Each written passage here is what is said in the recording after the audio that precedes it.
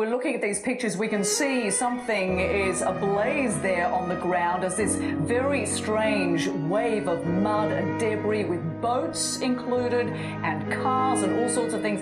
It's when you see something like this, Ivan, unfold before your very eyes that you get an idea of why there's nowhere to run when you have something like that coming. There's nowhere to run, all these people are crying, all these waves splashing down and the children are dying. I don't understand, I can't believe it, so pray for Japan cause they really need it. Soldiers out there crying and they risking their lives, they put the country on the back while they struggle to fight. The families out there crying, now they struggle to eat, so let's donate every penny, try to get them to feast. The thought of it is sad, but to be there is bad, cause I don't know how it feels to lose everything I had. Turn on the news, it's a random Friday, but we all need to come together now, let's pray. But to give you a perspective of how powerful this earthquake was, it was felt 2.5 hours south in Tokyo, a hugely populated city where it was the middle of the afternoon, 3 o'clock on a busy Friday, a work day where we have gotten reports of workers streaming out of their office buildings after it struck and swayed building for minutes. We were told to evacuate, and we walked 27 flights of stairs, this skyscraper, waiting for the tremor to end. It was quite long. It lasted over a good 10 seconds. We have lights in the office. It was shaking.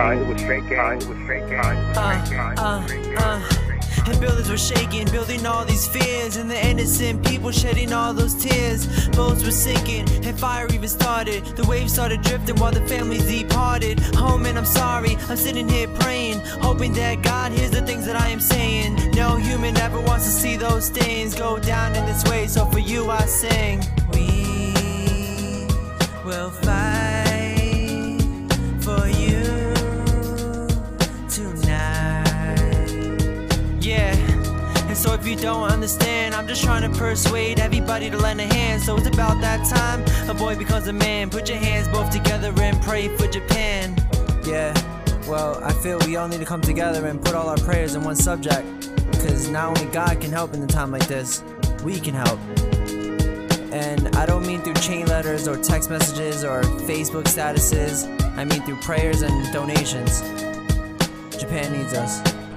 Well, I think people are panicked. For precautionary measures, a lot of the train systems, even in Tokyo, have stopped. They're checking for any sort of cracks in the tracks. And so, as you mentioned, today it's a Friday, and so when the trains stop, you have people pouring out into the streets, and so far it hasn't been, it hasn't been panic, but also there has been reports of fire. Not in Tokyo, but just adjacent to Tokyo, and a steel plant, I believe, and another factory.